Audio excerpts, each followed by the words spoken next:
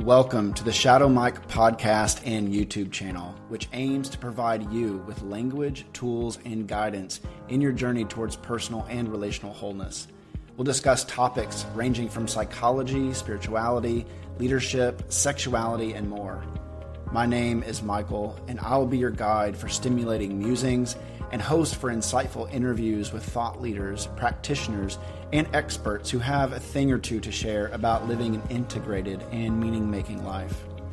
Whether you're looking to deepen your connection with your interior world, overcome challenges in your relationships, or expand your psychosomatic horizons with fresh perspectives and paradigms, the Shadow Mike podcast and YouTube channel offers a safe, playful, yet challenging space for dialogue and introspection. It is all a gift, so let's go enjoy it together.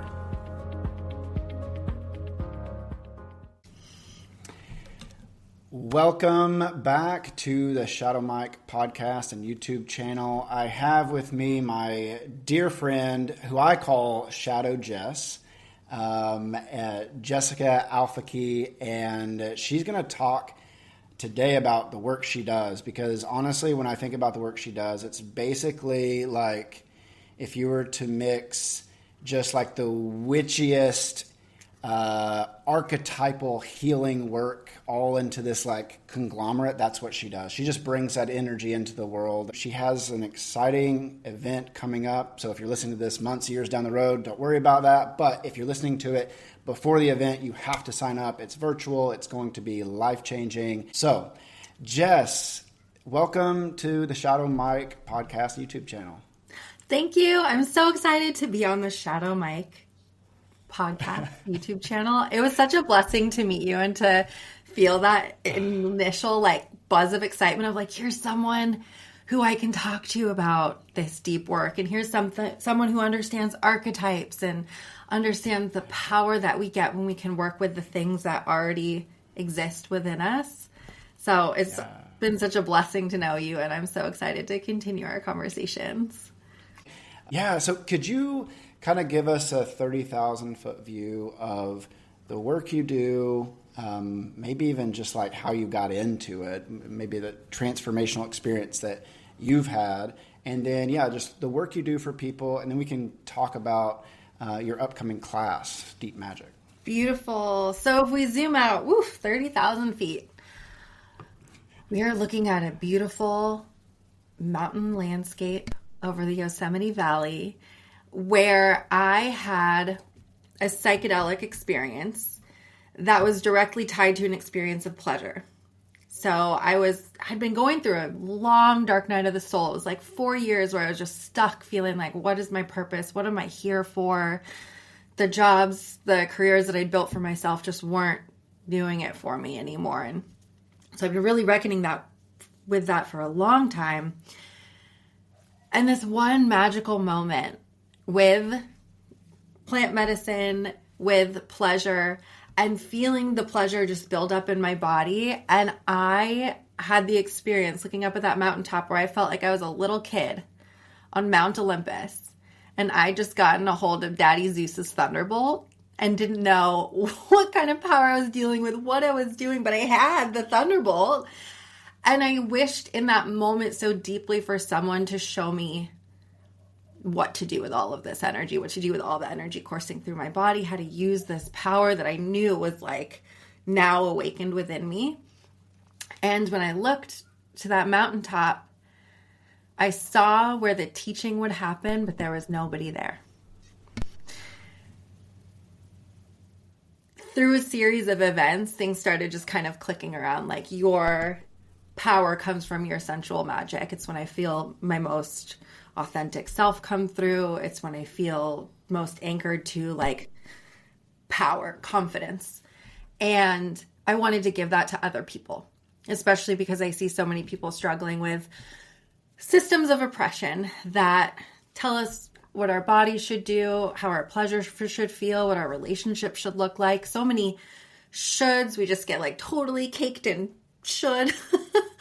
And I wanted to help people break free from the limitations forced on us by society, by experience, by our own internal narratives, and help liberate sensual power so that we could also liberate personal power. Because I think when you go into your sensuality, you're really just looking at the most vulnerable, magnetic, powerful pieces of yourself. And that translates directly to like your identity and how you show up in the world. Yeah. Wow. I mean, to me and many of the people that listen, and also many of my clients, the idea of sexuality, sensuality, pleasure being core to your identity, core to your human experience. For some, that's going to be like, yeah, of course. Others, they're going to be like, yeah, of course, but I have no idea what to do with that.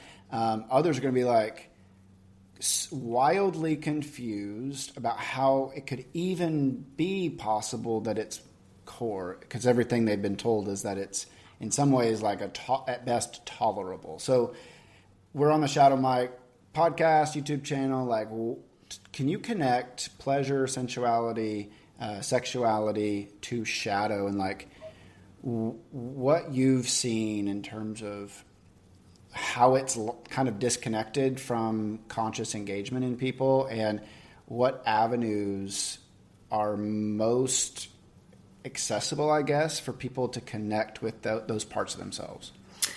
Yeah, when you look at the narratives that shape your feelings about sex, when you look at like your relationship to sex and sensuality, pleasure, sensuality, really also being just how you experience the world, you know, through like touch, smell, sight.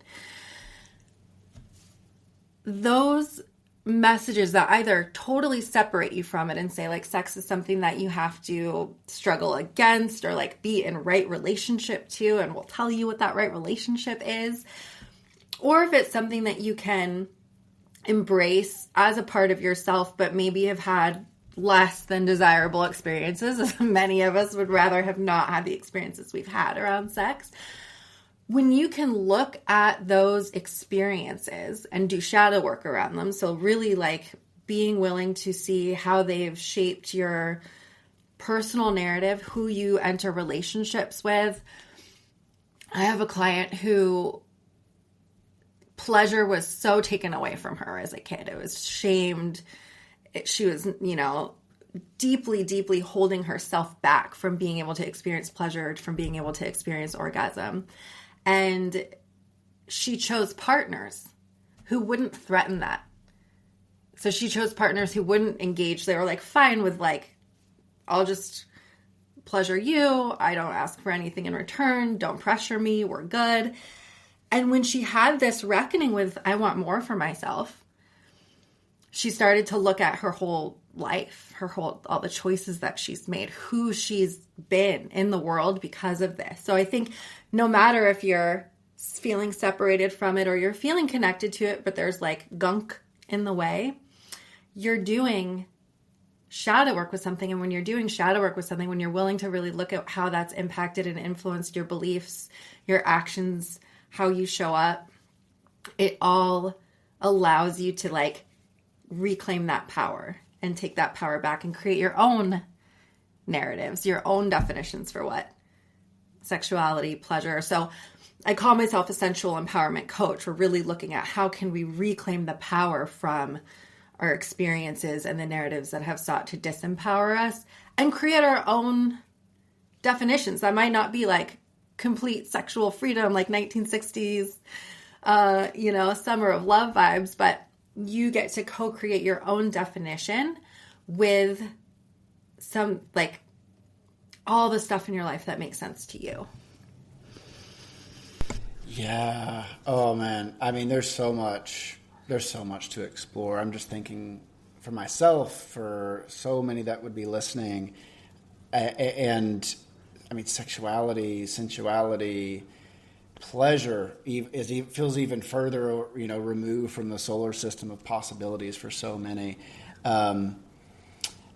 Wow. I mean, accessing not only those experiences, but you touched on the beliefs, right?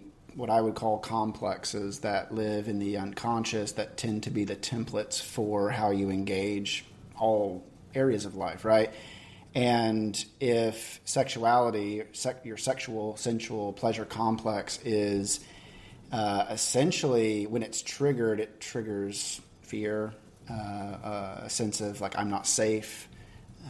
I have to act this way, right? Because to give sexually is maybe a bit more comfortable. It's a lot more comfortable because there's a lot of control. To receive is wildly threatening because it's essentially kind of opening yourself up vulnerably and losing a bit of that control. What is something that like someone can do? I mean, just in terms of like the beginner level practice for them to begin engaging, maybe not even just sexuality and pleasure, but like engaging the beliefs that like for them to start mining those out and discovering what those underlying beliefs are. I love starting with what you want. I love starting with the question of, what do you desire? And if you can kind of feel the blocks, it's okay that the blocks are there. I like asking this question twice. So I ask it initially. What is it that you're hoping to experience? And people will have a pretty good idea of like, well, I don't want to feel so much shame. I don't want to feel so blocked. I don't want to feel like I can't ask for what I want. We have a pretty solid handle on like what we don't want. So we can start there. You can also start with little glimmers of what it is you do want to invite in. Maybe it's just like, I want to feel like I can prioritize myself. I want to feel like I can even connect and understand what sensuality is to me if I can let go of the narratives on both sides of like wild, free sexuality. Maybe that doesn't fit. Super repressed, oppressed. Maybe that doesn't fit. So I love starting there, and the beauty of just kind of laying out what your beliefs are is that they're going to trigger the little voices that say, oh, but you can't have that. Oh, but in the past you haven't been able to have this or trust this. So, and once those critical voices come up is when you have some juice to work with. So that's like the belief side of things where you just kind of allow stuff to bubble up to the surface. It's a great journaling practice to gain a little bit of clarity. There's another side of this that is really juicy to play with, which is the archetypal embodiment side. So if you're struggling to even lay those beliefs out, maybe that feels like level 2. I'm not there yet. Can you find archetypes? And you can do this through tarot. You can do this through like images, even like museum images or historical images. Can you find someone who just represents or you feel drawn to? So like Greek mythology. Is there someone in the pantheon? Like, does Athena do it for you? Does Aphrodite feel a little like triggering? Like, where are we in this? When you look at like ancient Egyptian gods and goddesses, just trying to like see who feels magnetizing and then exploring their story and seeing the elements that you feel drawn to. And that might give you a better roadmap for here's what it is that I want to embody, but like, ooh, that feels spicy. Yes, you're talking about like using projection for your benefit, right? Like, let's put out images around you and what are you, where's the charge is the question I would ask. Like, is there someone that when you look at them, whether they're a Greek goddess or god or a person in your life, is there a charge that's either negative, right? Like you're leaning away from them and you're like wanting to not engage because they have energy you don't want to be around? Or is there a positive charge, right? Like you want that, you are drawn to that, whether you want to be them or you want to fuck them or maybe a little bit of both. Like, there's all kinds of, it's following the charge, right? Like where is the energy? And I love that you use tarot too, because there's such a misconception about tarot, generally speaking, that it's like telling the future all the time, or, you access it to basically bypass having to think for yourself and you're just going to consult the tarot. Right. But I like to think of tarot as like mirrors, right? They're little mirrors to help you see yourself better. And in sexuality and sensuality and pleasure, I'm like, yeah, what are the cards that hold like a pretty significant charge, positive or negative, right? Yeah, yeah. It's an interpretive tool. And that's kind of why I love archetypal magic, archetypal medicine, is because you already have an inherent understanding of certain archetypes. Like we got Daddy Zeus, like big thunderbolt guy in the sky, and you've got, Hera, the jealous mother. They already hold so much charge. And whether you're familiar or not with that archetype, you can still kind of draw it from the collective unconscious. The stories that have been around for ages and ages and ages are already infused with that charge, and some people can pick up on that without really knowing the story. When you're able to tap into something that wisdom that already exists within you, and this kind of leads into why I love working with the elements, because fire, water, air, earth, spirit. You have lived experience of them. You are lived experience of them. You have all of them within you. Mm-hmm. When you have something, like you said, that you can project against, you're accessing a form of innate wisdom. So when you're looking at, who are the archetypes I feel drawn to, who are the ones I feel really charged against, it can help you get clarity that might be harder to look at within yourself when you're just saying, like, what is my upbringing imprinted me with? What are those stories that I'm carrying with me? Let me outsource some of that. Let me have the cards or the images do some of that work, and let me just see how I relate to them and how I interpret the messages, and then where can I see those within myself? Yeah, you really, Jason Smith, who's a Jungian analyst, author, podcaster, uses the metaphor of a rear view mirror when it comes to projecting. It's like when you're projecting, you're looking at something in front of you, but in fact, you're seeing something behind you. And in fact, if you don't have that rear view mirror, it's almost impossible to drive safely and to look behind you, right?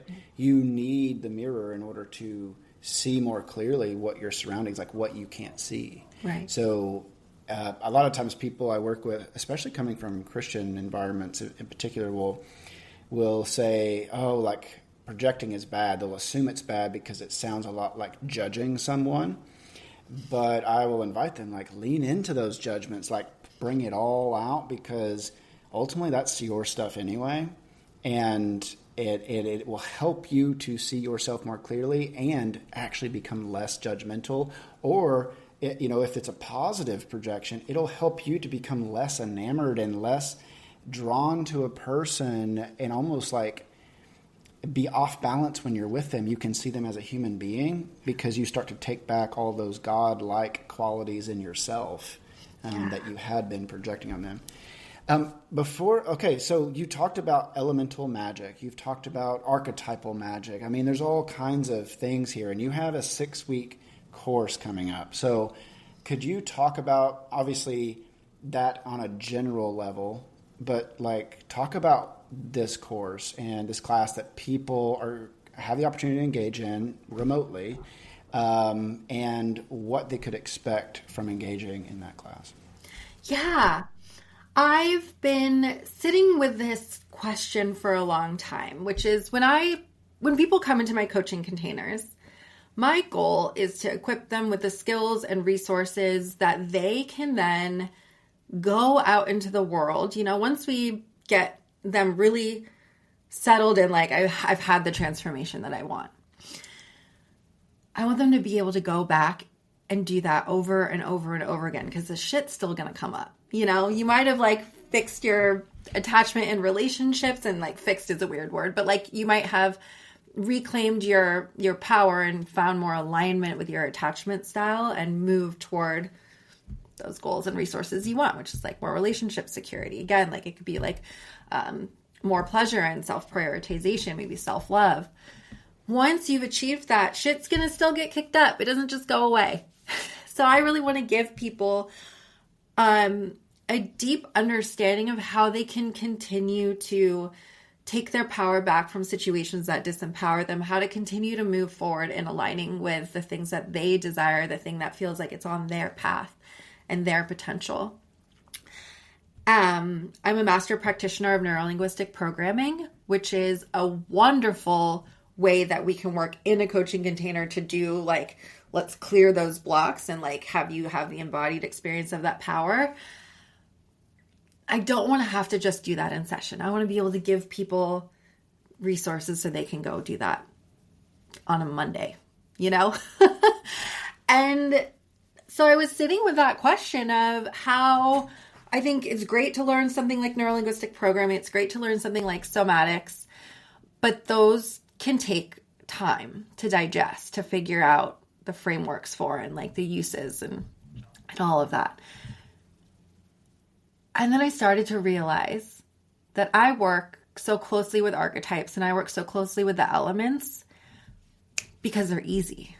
Those are the practices that I find myself drawing on when I'm triggered, when I'm really like going through it, because they don't require a lot of like, let me remember the steps. Let me remember the principles of this practice, you know, so I can do this for myself.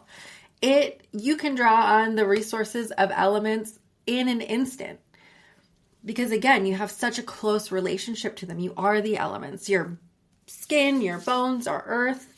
You've got like fire, electricity, your actions. You've got water in all forms. Your body expresses water in so many different ways. And you have air, which is your breath, your thoughts. Becomes really easy to start to notice. I'll share a personal example. This past week, my mind was working overtime. My thoughts were just like spiraling out of control. I was focused on all the shit that's going wrong. I was like, lack. But here's what you got to figure out. Start problem solving now. Oh, you're thinking about this. Stop thinking about this. Think about this. And it was just like out of control. And I can recognize, okay, I've got an imbalance in air right now. I'm not going to be able to balance air with more air. So the thoughts aren't going to be the thing that's going to help me. What balances air? You can think about it. If I pair air with fire, what's going to happen? Fire is going to rage. Fires love air. So if I'm having all these shitty, disempowering, oh, woe is me thoughts, and I pair that with action, that action might be like a steamroll toward burning it all down, externally or internally. What happens if I pair air with water? Well, I think of the windy sea. And I think of storms being generated. And I think of like, okay, that's actually, if I pair that with like my emotions or try to pull these thoughts into my subconscious or do some work around that, I might be kicking up more than I can handle. What happens with air when I build it with earth? Well, I can create a container for myself. I can actually shelter from all of the excess air from these winds. So what do I need? What does earth represent to me? And this is something that you can do personally. But when I think of earth, I think of like, okay, stability. I can think of going inward, going underground, but it's very steady. It's very foundational. So what I did is I went and grounded. Like I literally just like went outside, put my feet on the ground, and I visualized. So I'm sure that you do this with your clients a ton, but when we speak in images and when we speak in emotion, our subconscious can listen to us because our subconscious will speak in imagery and emotions we can hear and we can receive or give. And so I grounded and I just imagined roots growing down. I imagined myself sinking deeper into the earth, being able to release, pull the thoughts down through my body into the earth. Long story short, I was able to give myself that rebalance so quickly. And I will say that I tried to fight it with thoughts at first, and that was not working. That kind of just like kept me in the deep spiral. But the minute I was like, nope, I'm doing the practice, I'm going to do earth, I was able to come into a sense of like calm. The wind had kind of blown its course. And wow. Okay, yeah, keep going. So I didn't mean to interrupt. I'm just like, I'm learning. I'm writing notes down. I love your pen action.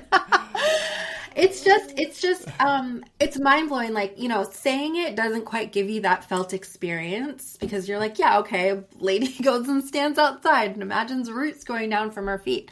But there's so many ways that you can work with earth. I also did a cold plunge that day to really like shock my system, get me out of the thinking mind into my body. So again, that's grounding. I have a friend who, whenever I'm like, oh, I'm feeling a little overwhelmed or something, have you drinking water today? Because even though it's the element of water, drinking is a grounding experience. So there's all these ways in which we're working with elemental magic already. But when you can put yourself in that framework and just like, if I start thinking about things like this, I have access to so many more resources. Wow. Okay. So a few things. One, when I think it wasn't that long ago that if I heard the word magic, I really didn't understand what that meant at all. And my assumption was kind of like when people say like, yeah, it's going to be magical, it's like, it's just going to be fun or it's going to be whatever, like, or Disney World. But like, when I think about magic, I think about energy in motion or the practice of moving energy. And when I think about archetypes, right, there's a lot written about archetypes, but archetypes are essentially energy, and any image, any experience of an archetype, is something that we experience or that we feel or that we communicate through. But the archetypes themselves are simply the energy, and we really need an image. We need an experience with them in order to move them. So I feel like I even have more clarity around like how magic, archetypal magic, like what that means. It is essentially the movement of energy and like the practice of moving energy. Would you say that's like the simplest way to put it, or a simple way to put it? Yeah, and I would highlight the word practice, right? So magic for me is awakening your inner wisdom. So you don't have to outsource to learn magic. You can use it from what you already know. And sometimes you just got to clear the blocks away to be able to see the thing. And it's that practice of moving energy. The story that I described was like, yes, we're moving energy too much up here. Let's root and bring it down here where we have more to hold it. It's a practice of moving energy. And it's a practice of alchemy. It's a practice of transforming, alchemizing, right? So we bring air down to earth. Then, once we're like more settled and calm, we can move into something like action and fire. We can move into something like confidence because I've now brought more clarity to my situation instead of acting from a place of confusion. So it's a movement of energy so that you can alchemize and work with more elements. You can just keep working with elements and keep moving in the directions that you want to move. Release and go forward. And like even how all of the elemental language is like connected to the ways that we talk about things. Like if someone's like, yeah, I've just been in a fog, it's like, okay. So you've been almost trapped inside of some air-like substance. It's like water that's floating in the air. Like, what do you need to do? What element would allow you to feel released, to feel clarity, right? Like that you're essentially helping people not only map out how they typically get stuck, but like how they can continue to practice unsticking themselves and moving towards something that's more free-flowing and generative and creative, rather than like, staying stuck and then just waiting for the winds to blow and, sleep it off. You can actually start working with it today, and maybe the whole day doesn't have to be just a big day of like, ugh, and fogginess. You can actually move that energy now, right? Yeah. Yeah. And because it's a practice, the more that you practice, the better you get, the more innate it is. And then all of a sudden you're not even practicing anymore. It's just like, the fog comes in, you let the water flow, and it disperses, and here you are now, So you just have this beautiful way of working with your body and it's natural expression. So I'm always advocating, like, let's not work against your nervous system. Let's not work against the way that you're already showing up, your deepest ingrained patterns.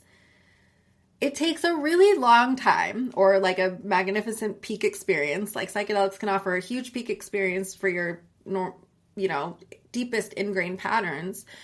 But then once you have that epiphany or you leave that moment, it's so easy to slip back into the groove. So I'm here saying, let's not fight the groove. The groove is already there, and that's a gift. Because your body's already done that work for us, we're just going to ever so slightly start shifting the way we relate to the groove or the action that we take once that same old triggers. We're doing the smallest thing that's going to help reroute your result. Oh my gosh. Okay, so can you get really specific about this course, this class that you have coming up, and like, what is it that, like, if someone is dealing with X or blank, like, they're a great fit for this, and then what is it that you hope people will encounter and leave with from the 6-week class? Yeah. Really, if you have been wanting to experience a shift, if you've been in therapy for years and years and like something just hasn't moved in the way that you really want it to move, this is why this class exists. Is because I want to give you the ability to do that for yourself on a daily basis in the most minute, easy, fun ways, so that you can make those shifts to have that big transformation. You're not relying on, okay, well, we'll work on this when I'm in session, when I'm able to talk to someone else, that's when we're going to do this work. The reason I call it magic too is because it's so surprising at how fast and effective it can be. And it's actually working against traditional models of therapy, again, which are working against your grooves, are working against your instinctual patterns that are already primed within you. So this course is for people who want to self-resource, who want to be able to create positive change for themselves and do it in a way that, like, they don't have to learn. It's only 6 weeks. It's only 6 weeks. Like, it's not you're spending years and years to get a certification in something. You're really just like getting the framework and having some practice for how to work with these elements. And it's going to be like, aha, I get it. I can go do it now. Yeah. Well, I mean, I'm thinking through the ears of so many of the people I work with. Energy as a topic is not really valued from the collective backdrop for most people that I work with, and many of us have built language around it, but it has been something. It's like energy just sounds really esoteric. It sounds really like hard to nail down or like really understand. But what I hear you saying is it's like there's an element of like developing a relationship with what you're experiencing. You just haven't really been taught or been able to cultivate like what those experiences are, right? Because like you talk about fire, right? Mm-hmm. When someone is angry, people will talk about, I've got a fire in my stomach, or I just feel like a burning in my chest, or like my hands feel like, so tense and I'm ready to move.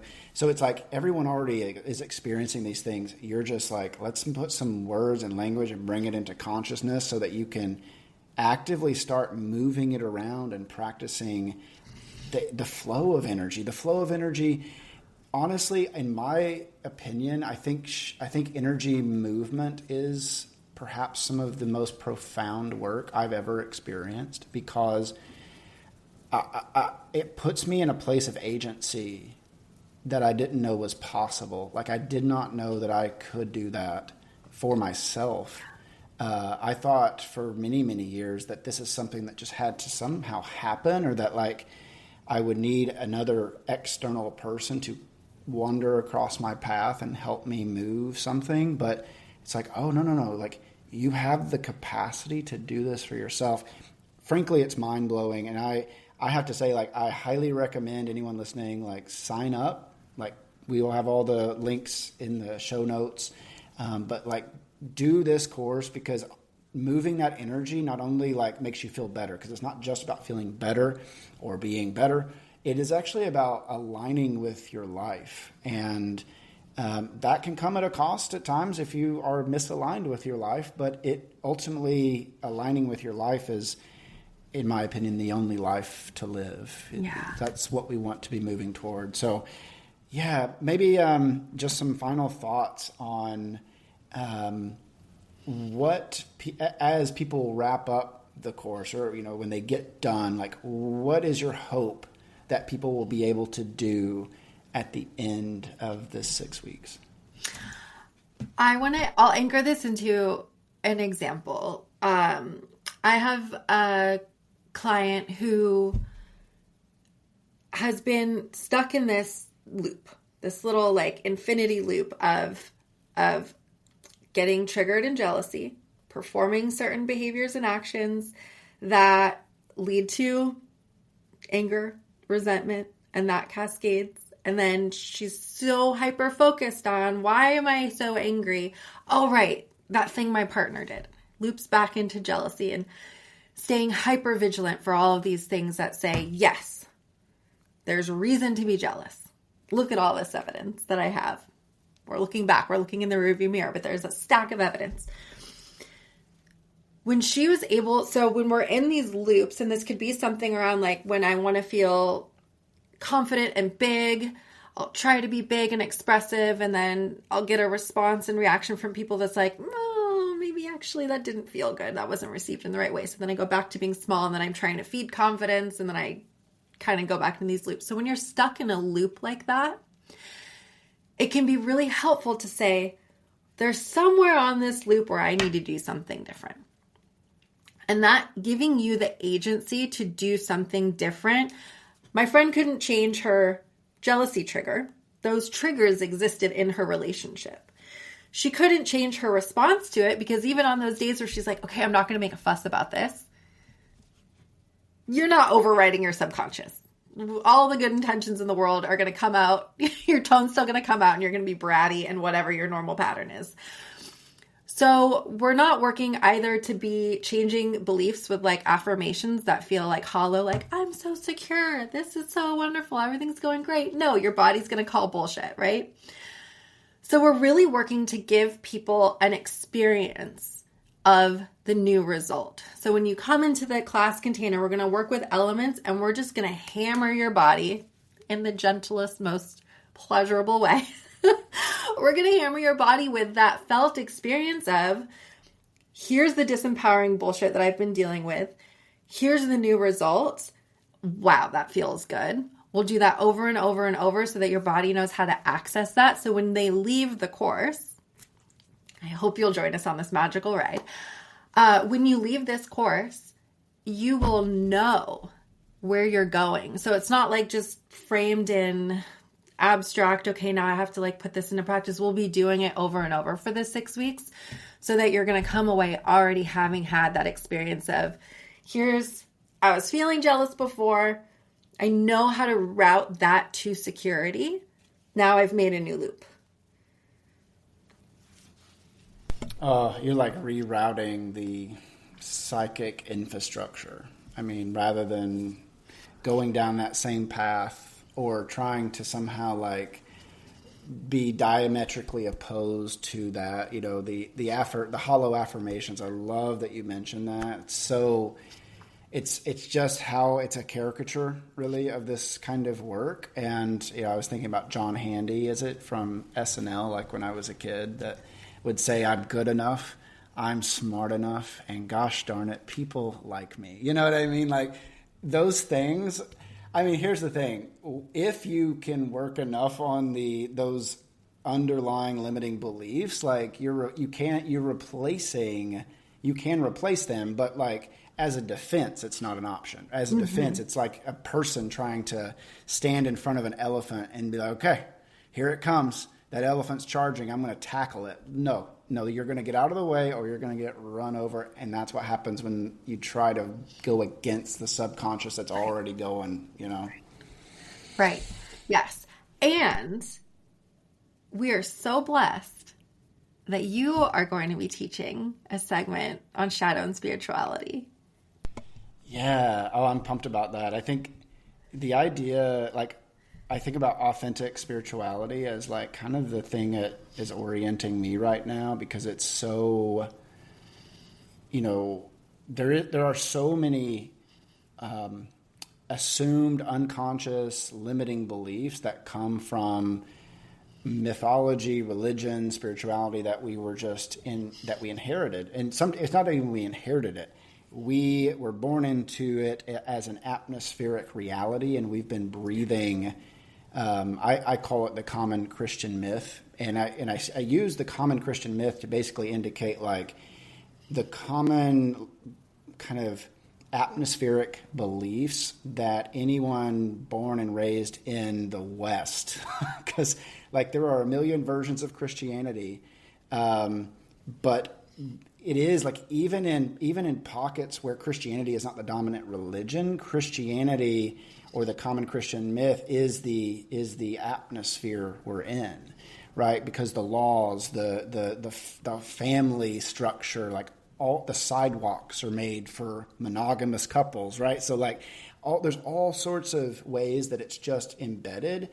And if we don't look at how all of that stuff has just soaked into our system, and then start to think like, what do I actually, like, what's my actual experience that is authentic to me? Like, what are the spiritual practices? What are the ways and the images and experiences that give voice to the archetypal divine, right? Because if we keep trying to wrap our experience around a divine God image that is foreign to our true lived authentic experience, well, we're going to continue to fight against ourselves again, right? Like we're going to try to align ourselves with an external divine image. And in the common Christian myth, by the way, the divine image is all powerful, all knowing, all seeing, super judgmental, also super loving. So very personality.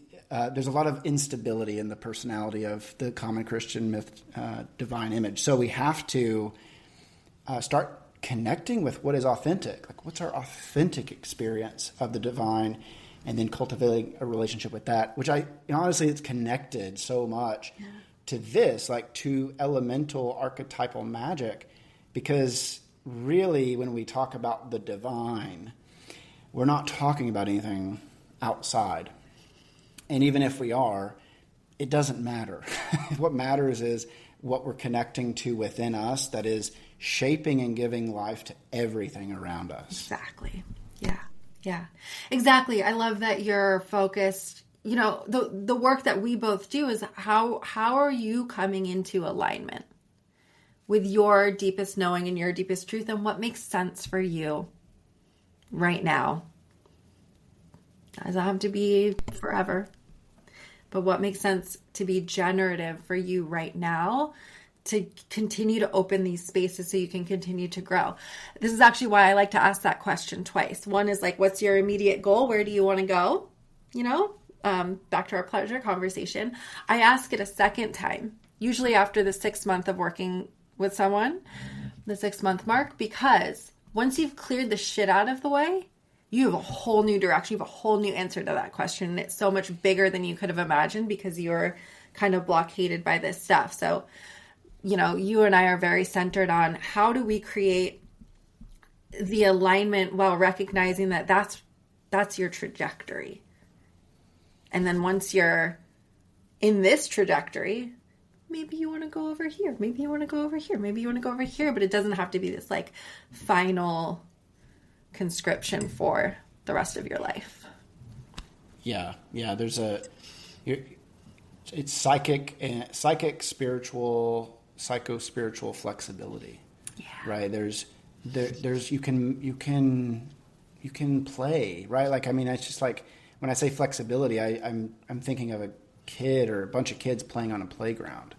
Like there's just freedom to be. And if there's anything that I think the common Christian myth or any common mythology that is accepted by like a broad system it tends to constrict. It ascribes how you should show up, and so then like it's impossible to play. It's impossible to just be.